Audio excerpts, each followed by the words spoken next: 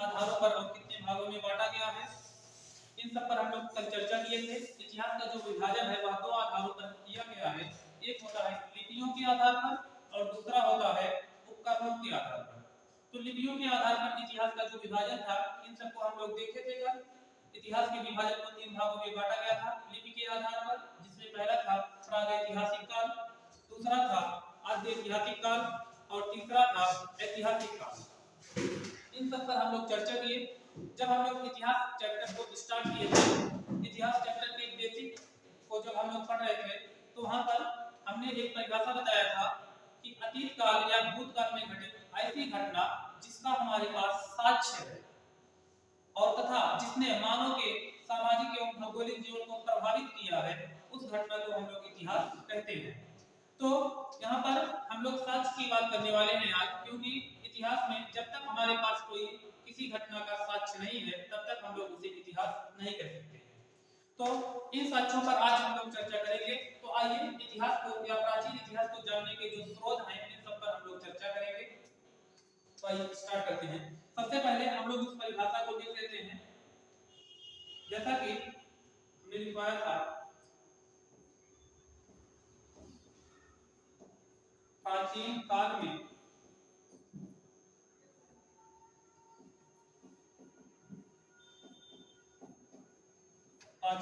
घटित वे समस्त घटनाएं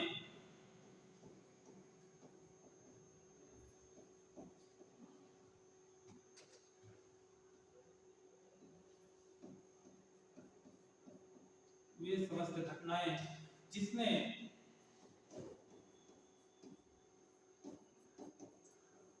मानव के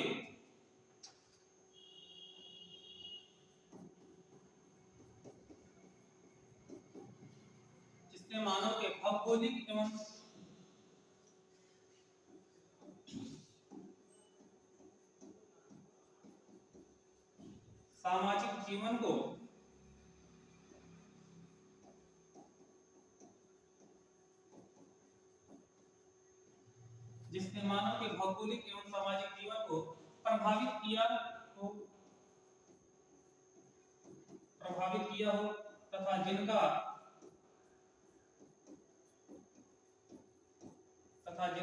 हमारे पास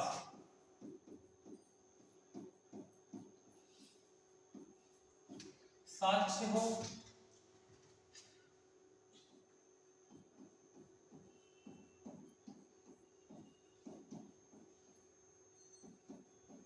उसे इतिहास कहा जाता है। ये परिभाषा हम लोग लिखे थे। अब इसमें एक शब्द इस्तेमाल हो रहा है साक्ष्य।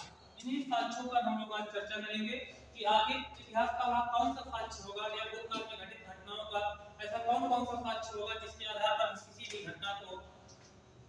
किसी भी घटना को हम लोग इतिहास मान सकते हैं। तो आइए इन सब साक्ष्यों पर हम लोग आगे चर्चा करते हैं।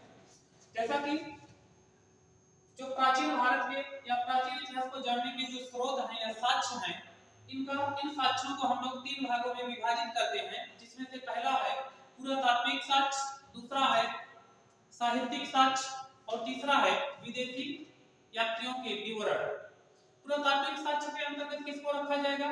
पुरातात्विक साक्ष्य के अंतर्गत प्राचीन काल में जो मानव थे उनके जो अवशेष मिले हुए हैं, वर्तमान समय में खुदाई करने पर उनके जो अवशेष प्राप्त होते हैं, जैसे अभिलेख हो गए, सिक्के हो गए, मूर्तियां हो गई, चित्रकला हो गए, भवन, स्मारक, इन सबको को मिलाकर हम लोग कहते हैं इनको पुरातात्विक साक्ष्य कहा जाएगा।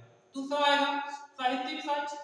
साहित्य जो कुछ भी किताबें, धार्मिक ग्रंथ, चाहे अधार्मिक ग्रंथ हो, चाहे ऐतिहासिक पुस्तकें हो, इन सबको जो कुछ भी लिखा गया है, इन आधारों पर जो जानकारी प्राप्त होगी इसे हम लोग कहेंगे साहित्यिक स्रोत।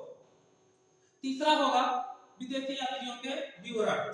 जैसा कि हम लोग जानते हैं, समय समय पर प्राचीन काल से लेके अभी तक वर्तमान तक विदेशी यात्रियों के विदेशी व्यक्ति भारत में चाहे वह यात्रा की दृष्टि से, चाहे व्यापार की दृष्टि से, चाहे अन्य किसी उद्देश्य से, पर्यटक की दृष्टि से भारत में आए हैं और भारत की सभ्यता, संस्कृति, इन सब के ऊपर कुछ ना कुछ वो लोग लिखे हैं। तो उनके द्वारा विदेशी यात्रियों के विवरण। तो आइए भारतीय इतिहास का जो स्रोत है इसे हम लोग 3 भागों में विभाजित कर सकते हैं। या प्राचीन इतिहास के साक्ष्य को 3 भागों में विभाजित किया जाता है।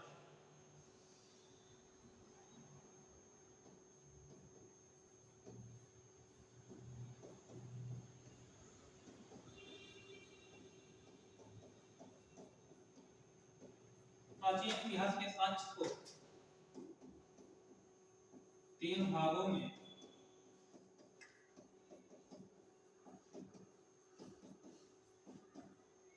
विभाजित किया गया है।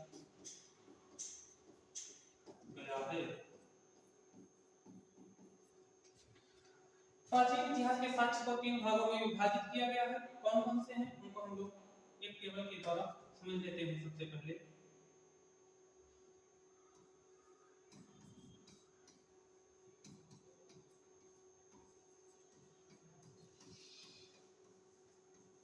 इतिहास के साक्ष्य या स्रोत, इतिहास जानने के साक्ष्य या स्रोत।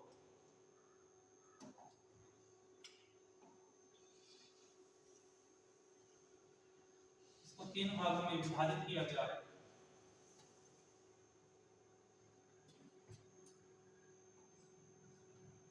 जिसमें से पहला है पुरातात्विक साक्ष्य,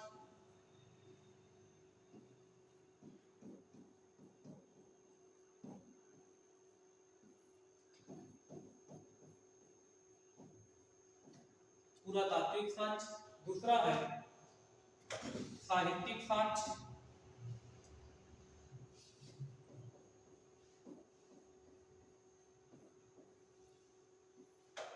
साहित्यिक साक्ष्य। और तीसरा है विदेशी यात्रियों के विवरण।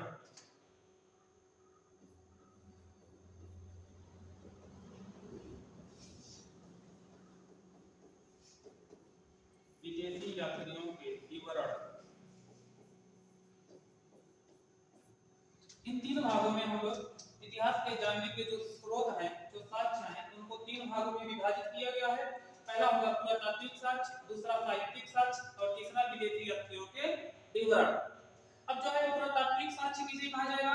तो पुरातात्विक साक्ष्य ये जो है खुदाई करने के दौरान वहां से निकले हुए जो कुछ भी है उपकरण, अवशेष या मूर्तियां, भवन, स्मारक, टीले, चित्रकारी, जो कुछ भी इसमें मिले हुए हैं खुदाई के दौरान, इनको हम लोग रखते हैं पुरातात्विक साक्ष्य के अंतर्गत। तो इसके अंतर्गत क्या क्या रखा जाएगा? तो इसमें सबसे पहला होगा अभिलेख। जैसे जैसे अभिलेख,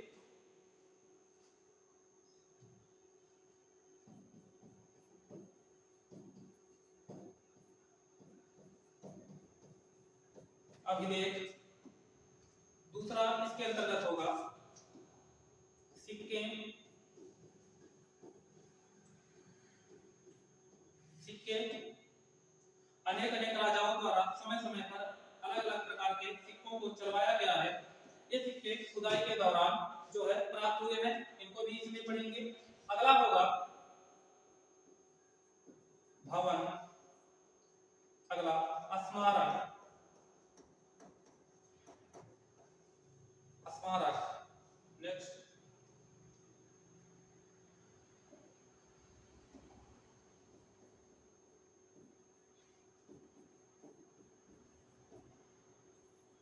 मूर्तियां,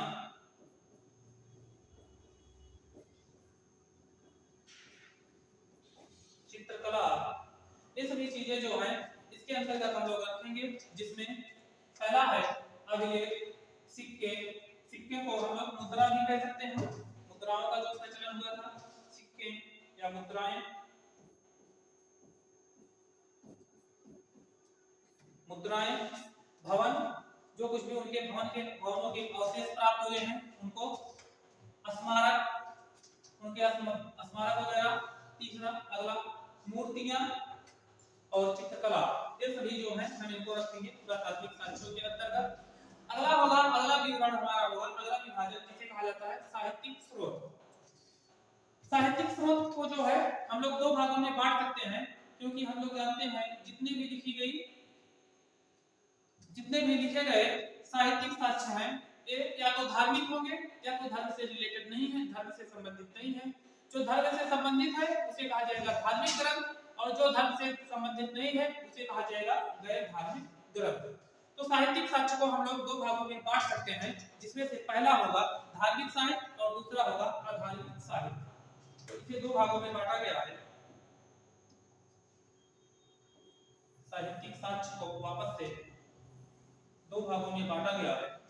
पहला है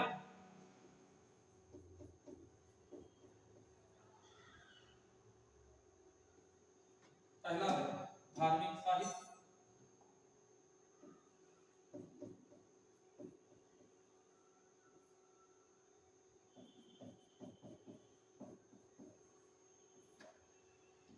दूसरा होगा अधार्मिक साहित्य।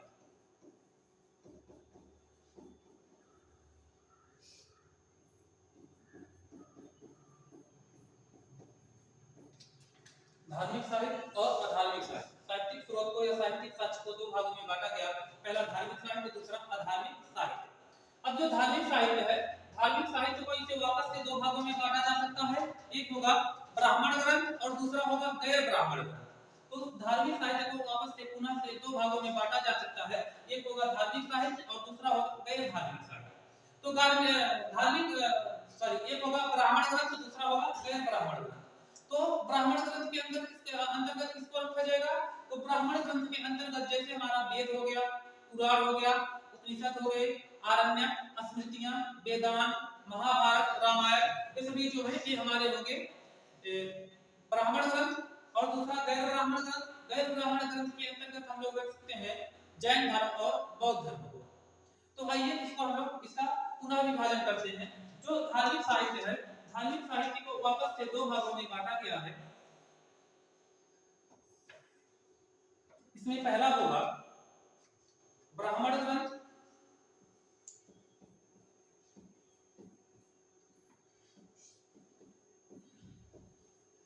और दूसरा होगा गैर ब्राह्मण ग्रंथ।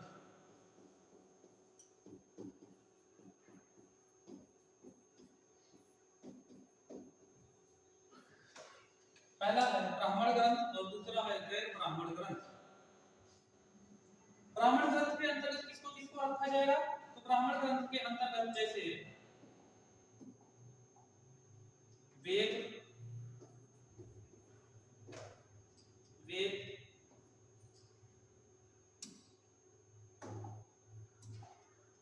उपनिषद,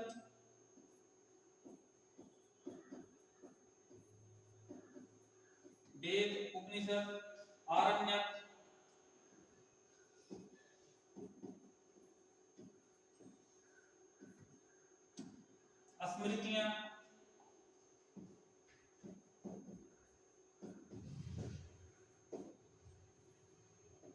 स्मृतियां, वेदांत,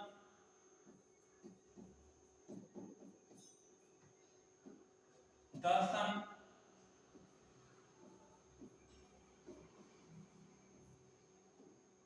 रामायण,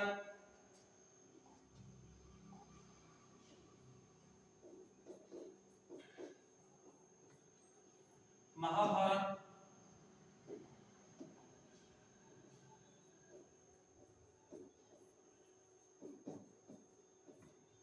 इन सबको हम लोग ब्राह्मण ग्रंथ के अंतर्गत पढ़ते हैं। जैसे हमारा वेद हो गया, उपनिषद हो गया, आरण्यक हो गया, स्मृतियां हो गई, वेदांत हो गया, दर्शन हो गया, रामायण, महाभारत, ये सभी जो है ये समस्त प्रकार के जो साहित्य हैं इनको हम लोग ब्राह्मण ग्रंथ के अंतर्गत रखते हैं। दूसरा होगा गैर ब्राह्मण ग्रंथ। गैर ब्राह्मण ग्रंथ को वापस से दो भागों में बांटा जाएगा, जैसा कि एक होगा जैन धर्म और दूसरा होगा बौद्ध धर्म। तो आइए गैर ब्राह्मण ग्रंथ को वापस से पुनः दो भागों में बांट दिया गया है।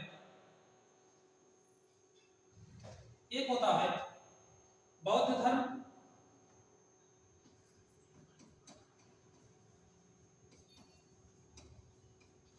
और दूसरा होता है जैन धर्म।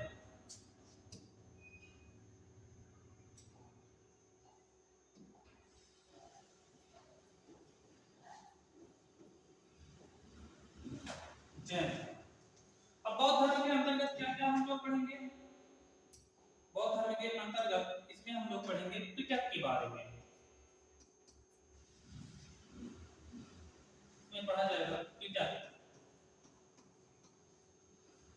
बौद्ध धर्म के जो पिटक हैं, 3 पिटक हैं, सुत्त पिटक, विनय पिटक, अभिधम्म पिटक। इन सबको हम लोग पढ़ेंगे इसमें बौद्ध धर्म में। जैसे सुत्त पिटक,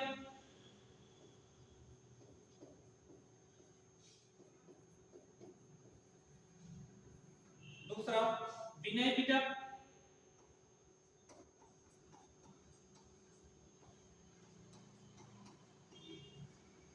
सुत्त पिटक, विनय पिटक। अगला अभिधम्म पिटक,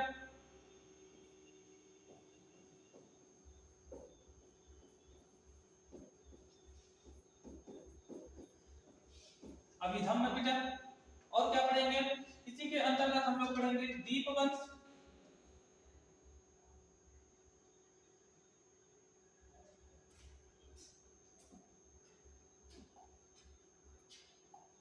इसी के अंतर्गत पढ़ा जाएगा दीपवंश,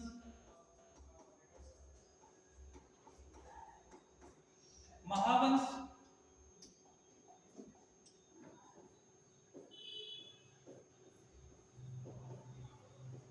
दीपवंश, महावंश, बुद्ध चरित्र,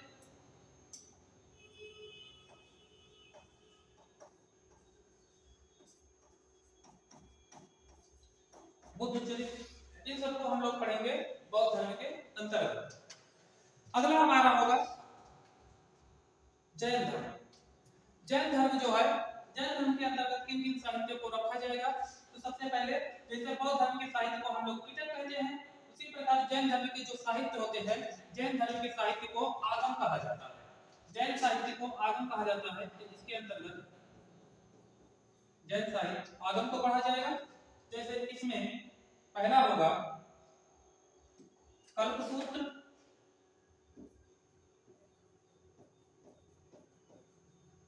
कल्पसूत्र, भगवती सूत्र,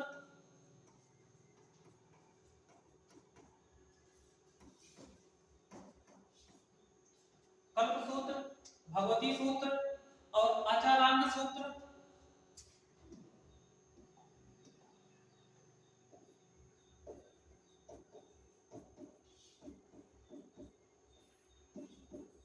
आचारांग सूत्र, इन सबको जो है हम लोग पढ़ेंगे जैन धर्म के अंतर्गत। आगम, कल्पसूत्र, भगवती सूत्र, आचारांग सूत्र या भद्रबाहु चरित्र। इसी में एक और आएगा भद्रबाहु चरित्र, ये भी इसी के अंतर्गत हम लोग पढ़ेंगे।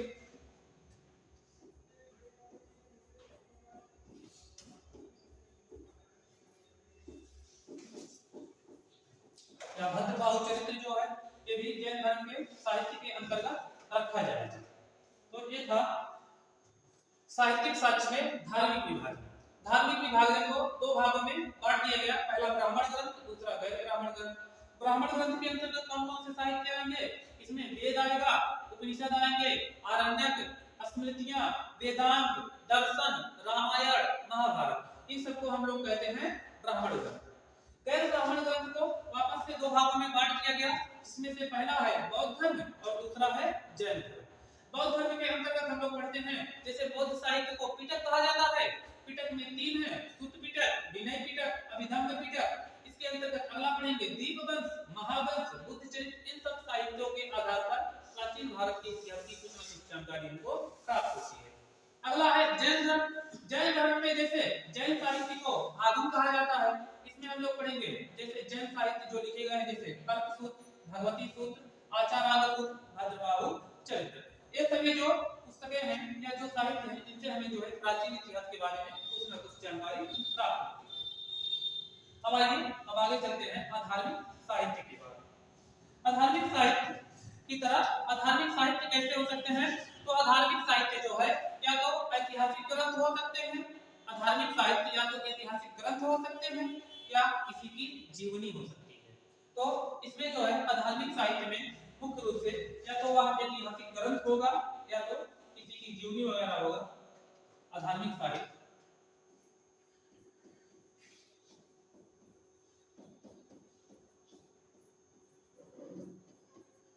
ऐतिहासिक ग्रंथ या तो होगा जीवनी, कोई लेखक जो है या कवि जो है किसी की जीवनी के बारे में लिखा होगा। जीवनी ग्रंथ, इसमें क्या क्या आएंगे, कौन कौन सी पुस्तकें आएंगी, तो इसमें जो है जैसे कौटिल्य का अर्थशास्त्र आएगा, मुद्रा राक्षस आएगा, पाणिनि का अष्टाध्यायी, ये तमाम प्रकार की जो पुस्तकें हैं इसके अंतर्गत हम लोग पढ़ेंगे। तो इनको भी लिख देते हैं। जैसे कौटिल्य का अर्थशास्त्र,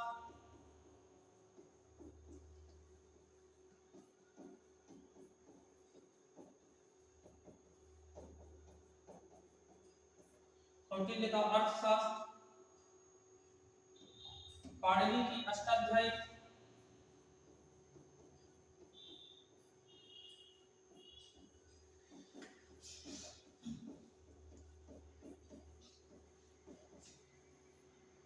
पाणिनि की पुस्तक है जिसका नाम है अष्टाध्यायी, जो संस्कृत व्याकरण की पुस्तक है।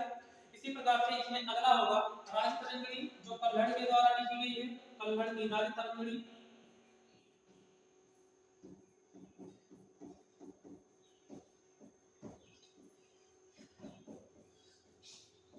कल्हड़ की राजतरंगिणी। अगला इसमें हम लोग पढ़ेंगे जैसे विशाखदत्त की मुद्रा राक्षस, विशाखदत्त की पुस्तक,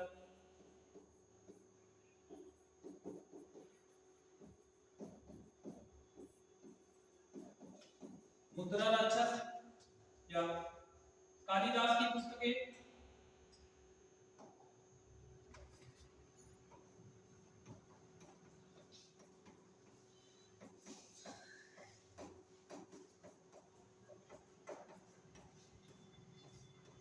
कालिदास की पुस्तकें।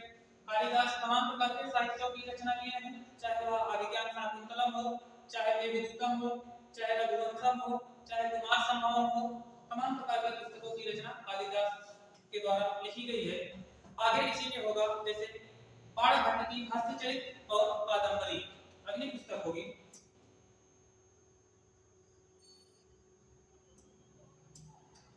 बाणभट्ट की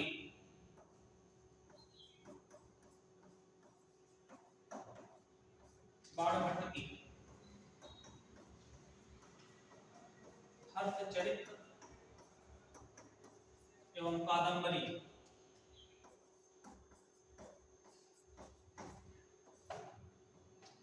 ये सभी जो आदि पुस्तकें हो सकती हैं, तमाम पुस्तकें हैं, तो यहाँ पे हम लोग आदि लिख सकते हैं और पुस्तकें जो कुछ भी होंगी, ये सभी जो है इस प्रकार के जो ग्रंथ होंगे इसको हम लोग रखेंगे आधार्मिक ग्रंथ के अंतर्गत। तो जो साहित्यिक साक्ष्य था इसे दो भागों में बांट दिया हम लोग, जिसमें से एक हुआ धार्मिक, दूसरा हुआ अधार्मिक। धार्मिक साहित्य को वापस से दो भाग में बांटा गया, एक ब्राह्मण ग्रंथ, दूसरा गैर ब्राह्मण ग्रंथ।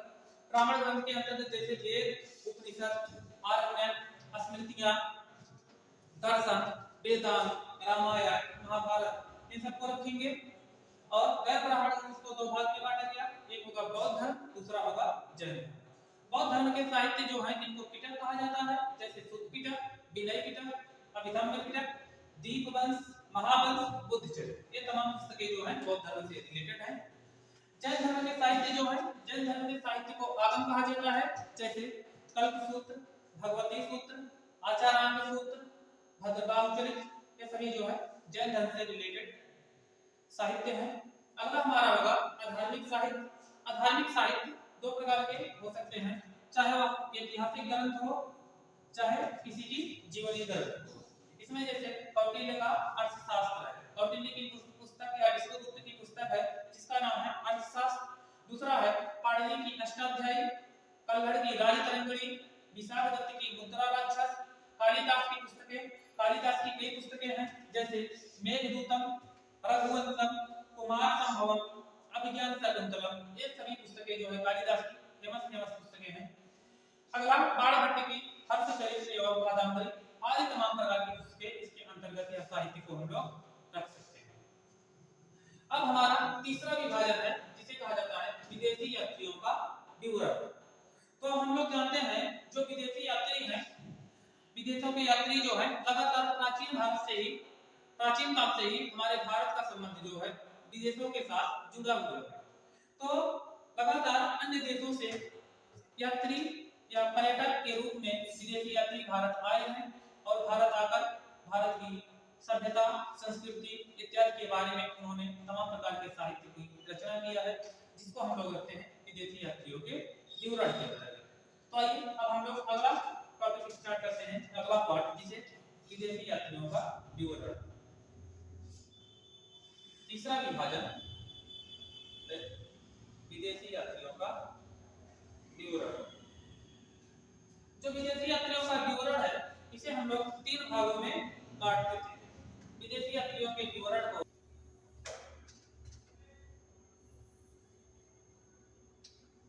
विदेशी यात्रियों के विवरण को 3 भागों में बांट देते हैं, जिसमें पहला होगा यूनानी या रोमन लेखक,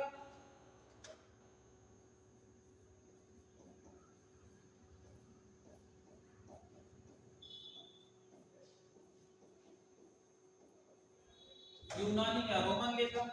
दूसरा होगा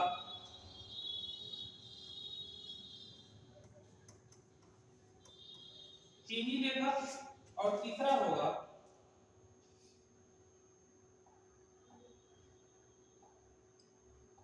अरबी लेखक। तीसरा होगा अरबी लेखक।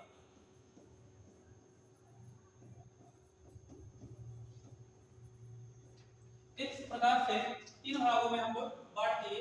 पहला है यूनानी या रोमन लेखक, दूसरा है चीनी लेखक और तीसरा है अरबी लेखक। अब यूनानी या रोमन लेखकों में यूनान का सबसे प्रसिद्ध व्यक्ति, सबसे माना जाना व्यक्ति, एक व्यक्ति आया था, एक आक्रमणकारी, जिसका नाम था सिकंदर, अलेक्जेंडर द ग्रेट। तो इसी को आधार मान के हम लोग इसके यूनानी या रोमन लेखकों को पढ़ेंगे, जिसमें से हम इसे 3 भागों में बांट देंगे। पहला होगा सिकंदर से पूर्व आने वाले यात्री, सिकंदर से पूर्व भारत आए लेखक। दूसरा होगा सिकंदर के साथ आए लेखक। तीसरा होगा सिकंदर के बाद भारत आए लेखक। तो इसे हम लोग 3 भागों में बांट देंगे, जिसमें से पहला होगा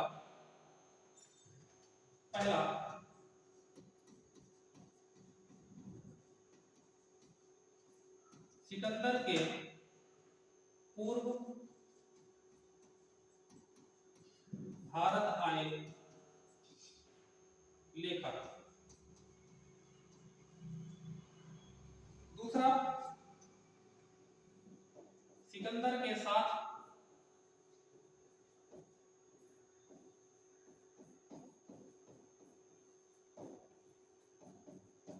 भारत आए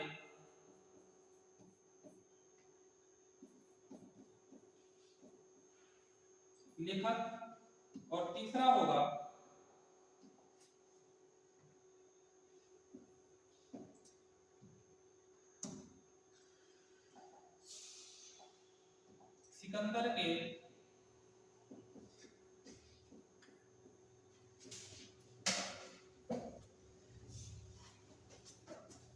सिकंदर के बाद भारत आए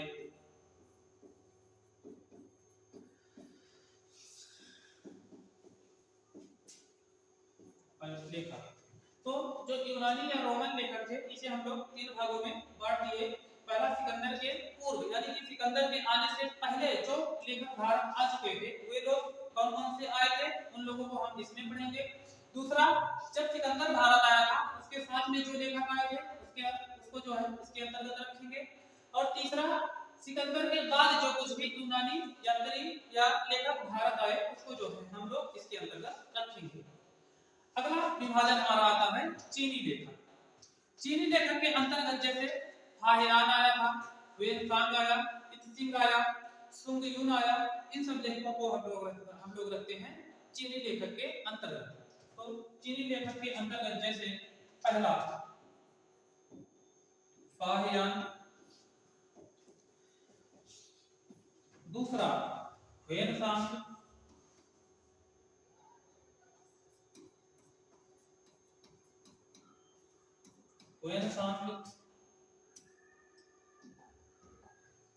तीसरा इत्सिंग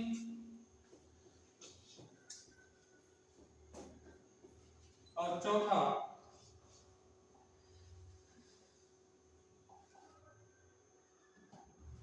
सुंगयुन।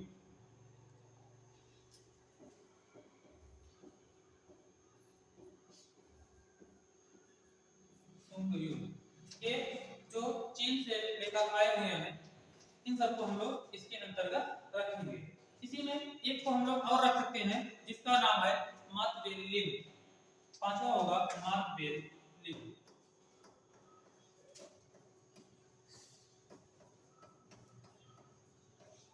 ये सभी जो चीनी लेखक है इनको चीनी लेखक के अंतर्गत हम रखेंगे, चाहे फायान हो, चाहे वेंगसांग हो, चाहे इत्सिंग हो, सुंगयुन हो या मातबेलिन हो।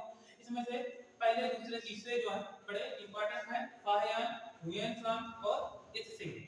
अब अरबी लेखकों की अगर हम लोग बात करें तो अरबी लेखकों के बाद अरबी लेखकों के अंतर्गत जैसे पहला है अल सुलेमान।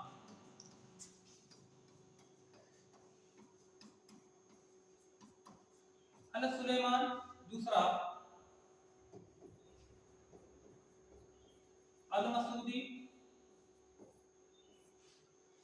अल बरनी,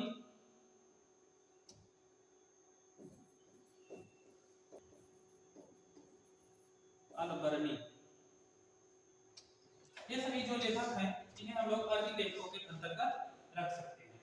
जैसे अल सुलेमान, अल मसूदी, अल बरनी, इनको हम लोग अरबी लेखकों के अंतर्गत रख सकते हैं। तो ये हमारा होगा इतिहास को जानने के स्रोत या प्राचीन इतिहास को जानने के जो प्रमुख स्रोत हैं। अब इन पर एक एक को लेके हम लोग चर्चा करेंगे। आज की वीडियो काफी लंबी हो जाएगी, इसलिए जो है हम इस पर एक एक पार्ट को, इसके एक एक पार्ट को उठाकर इस पे हम लोग विस्तृत चर्चा करेंगे। जैसे पुरातात्विक साक्ष्य क्या है, साहित्यिक साक्ष्यों में इन सब पे जैन धर्म के साक्ष्य क्या है, बौद्ध धर्म के साक्ष्य क्या है, वेद क्या है, उपनिषद क्या है, पुराण क्या है, इन पर विस्तृत अध्ययन करेंगे। और ये जो विदेशी व्यक्तियों के विवरण हैं इन सब पर हम लोग डिटेल क्लास करेंगे। तो इसमें जो है आज हम लोग इसका शॉर्ट में रिवीजन कर लेते हैं, उसके बाद जो है एक एक करके हम लोग इसको आगे से पढ़ेंगे। तो इसको जो है हम लोग जो प्राचीन इतिहास को जानने के स्रोत हैं, सबसे पहले हम लोग इतिहास की परिभाषा देखते थे। इतिहास की परिभाषा में हम लोग देखे कि भूतकाल में या प्राचीन काल में घटित हुए समस्त घटनाएं जो मानव के भौगोलिक एवं सामाजिक जीवन को प्रभावित किया हो तथा जिनका हमारे पास साक्ष्य हो, उसे या उस घटना को हम लोग इतिहास कहते हैं। प्राचीन इतिहास का जो साक्ष्य है इसे तीन भागों में विभाजित किया गया है, जिसमें से पहला है पुरातात्विक साक्ष्य, दूसरा है साहित्यिक साक्ष्य और तीसरा है विदेशी यात्रियों का विवरण। जो पुरातात्विक साक्ष्य है, पुरातात्विक साक्ष्य के अंतर्गत जैसे अभिलेख हो गया, सिक्के हो गए या मुद्राएं, भवन, स्मारक, मूर्तियां या चित्रकला, ये सारी चीजों को रखते हैं। साहित्यिक साक्ष्य को दो भागों में बांट देते हैं, पहला धार्मिक साहित्य, दूसरा अधार्मिक साहित्य। धार्मिक साहित्य के अंतर्गत जैसे ब्राह्मण ग्रंथ और गैर ब्राह्मण ग्रंथ दो भागों में बांटा गया है। ब्राह्मण ग्रंथ के अंतर्गत वेद, उपनिषद, आरण्यक, स्मृतियां, वेदांत, दर्शन, रामायण और महाभारत को रखा जाएगा। गैर ब्राह्मण ग्रंथ को वापस से दो भागों में बांटा गया है, इसमें से एक होगा बौद्ध धर्म, दूसरा होगा जैन धर्म। बौद्ध धर्म के जो साहित्य हैं इनको कहा जाता है पिटक और जैन धर्म के जो साहित्य हैं इनको कहा जाता है आगम।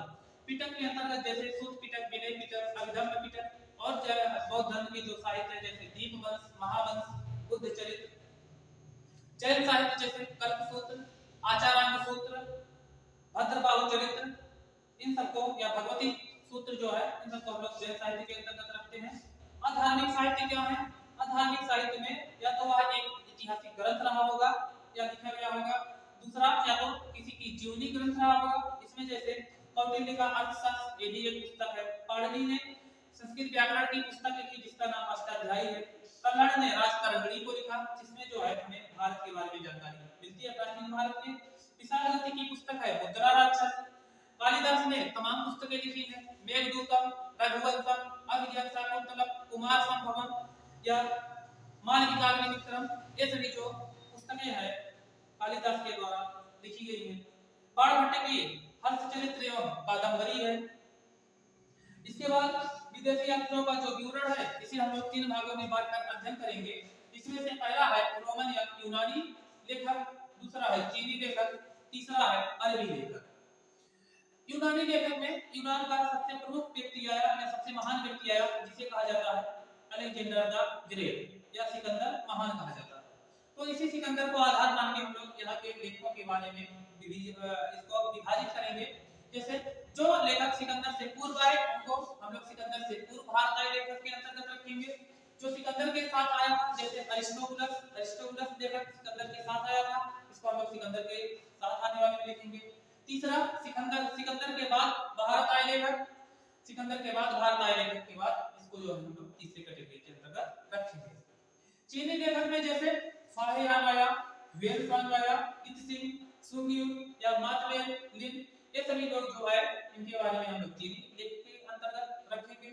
अरबी लेखक में से अल सुलेमान है, अल मसूदी, अल बर्नी, इन सबको हम लोग अरबी लेखक के अंतर्गत अध्ययन करेंगे।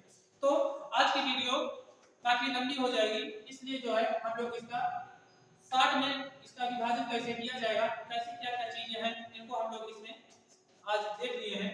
कल से हम लोग इनका एक एक करके डिटेल में अध्ययन करेंगे।